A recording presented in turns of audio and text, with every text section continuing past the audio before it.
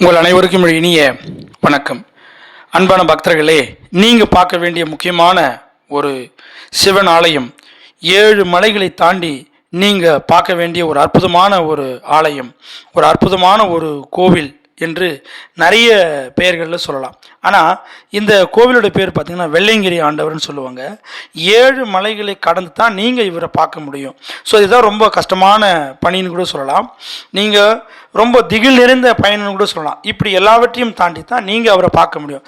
அதனுடைய ஆரம்ப மலை தான் இந்த படிக்கட்டுகளை கொண்ட ஒரு மலை. இந்த படிக்கட்டு கிட்டத்தட்ட 2500 படிக்கட்டுகள். இந்த படிக்கட்டுகள் எல்லாமே கொஞ்சம் ஒரு அடி 2 அடி தொலைவில் தான் இருக்கும். பட் இரவில் தான் நாங்கள் போனோம்.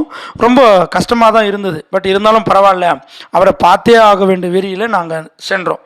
முதல்ல பார்த்தீங்கன்னா, இந்த முதல் மலையை கடந்த உடனே விநாயகர் உங்களை வரவேற்பார். அதான் வெள்ளை பிள்ளையார் கோவில் விநாயகர் என்று சொல்லக்கூடிய முதல் மலையை கடந்த உடனே கொஞ்ச தூரம் நீங்கள் நகர்ந்து போகும்போது உங்களுக்கு கிடைக்கிற இன்னொரு கடின பாதை என்னன்னா வழுக்கு பாறைன்னு சொல்லுவாங்க. பேர்லேயே இருக்குங்க வழுக்கை அப்படின்னு. ஸோ அந்த அளவுக்கு ரொம்ப வழுக்கக்கூடிய பாறைகளை கொண்டது தான். அதையெல்லாம் தாண்டி நீங்கள் போனீங்கன்னா உங்கள் இளைப்பாறுதலுக்காக அங்கே பாதி மலைகளை கடந்த ஒரு சந்தோஷத்திற்காக அங்கே நீங்கள் ஒரு குளியலை போட்டு கிளம்பிடலாம். இதுதான் ஆண்டி சுனைன்னு சொல்லுவாங்க. இந்த சுனையில் நீங்கள் குளிச்சுட்டு, ரொம்ப குளுமையான நீர் தான், குளிச்சுட்டு நீங்கள் உங்களோட பாதையை தொடரணும். ஸோ சற்று ஏற்ற இறக்கங்களுடன் இருக்கிற பாதைகள்லாம் நீங்கள் கடந்து செல்ல வேண்டிய கட்டாயத்தில் இருப்பீங்க. ஸோ இதையெல்லாம் தாண்டி நிறைய பேர் முழுவதுமாக போக முடியல. இருந்தாலும் பரவாயில்ல, கண்டிப்பாக பார்க்கணுன்ற ஒரு ஆர்வம் இருந்தால் இதையெல்லாம் தாண்டி போய் நீங்கள் கண்டிப்பாக அவரை பார்க்க முடியும். இங்கே பாருங்கள், எவ்வளோ பேர் ரொம்ப ரெஸ்ட் எடுத்து உக்காண்டிருக்காங்க பாருங்கள்.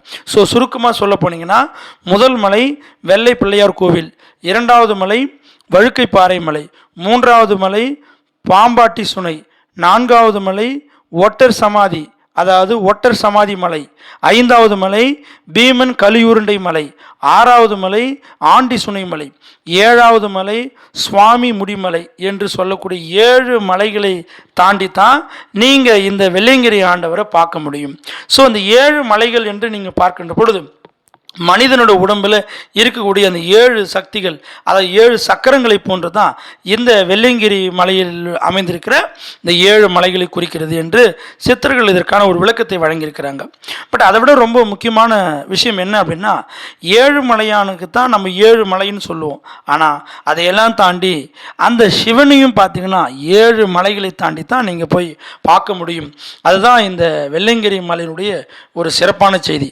7 மலைகளை நீங்கள் கடந்து சென்றீர்கள் என்றால் கண்டிப்பாக அந்த வெள்ளையங்கிரி ஆண்டவருடைய அருள் உங்களுக்கு கண்டிப்பாக கிடைக்கும்.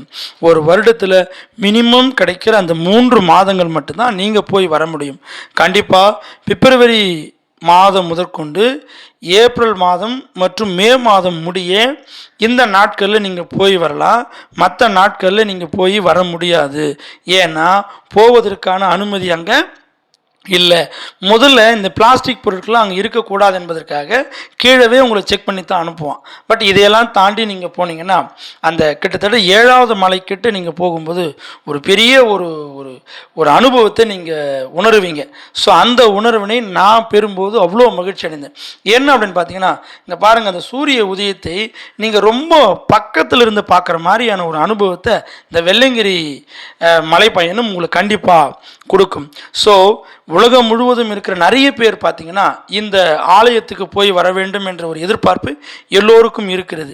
இதை விட ரொம்ப சீரிய விஷயம் என்னன்னா, சிலரால் போக முடியலனாலும் பரவாயில்ல, போயிட்டு வந்தவங்களுடைய காலை தொட்டு கும்பிட்டு போகிற வழக்கம் இன்றைக்கும் அந்த ஆலயத்தினுடைய அடிப்பகுதியில் நடக்குதுங்க.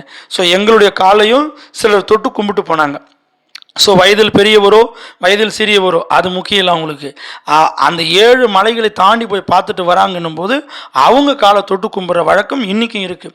இதுதான் நீங்கள் 7வது மலையில் பார்க்க வேண்டிய ஒரு அற்புதமான ஒரு சக்தி, அற்புதமான அந்த ஒரு காட்சி. அதை தான் நீங்கள் பார்த்துட்ருக்கீங்க. இந்த 7வது மலையை கடந்து நீங்கள் இறங்கி போக போகிறீங்க. ஸோ இந்த 7வது மலைக்காகத்தான் நீங்கள் இவ்வளோ நாள் காத்திருந்தீங்க. அந்த ஒரு அற்புதத்தை தான் நீங்கள் பார்த்துருக்கீங்க, இதை பார்த்துட்டு இருக்கீங்க. ஸோ அந்த நிகழ்வினை கடந்து நீங்கள் முல்லை இறங்கி போக வேண்டிதான். ஸோ இதுதான் அந்த முக்கியமான ஒரு நிகழ்வாக கருதக்கூடியது. ஸோ அவங்களே வந்து உங்களுக்கு விபூதி வச்சு விட்ருவாங்க, ஒரு ருத்ராட்சம் கொடுத்துருவாங்க. இதை சந்தோஷமாக வாங்கிட்டு போய் நீங்கள் வீட்டில் வைத்து கும்பிடலாம். நன்றி.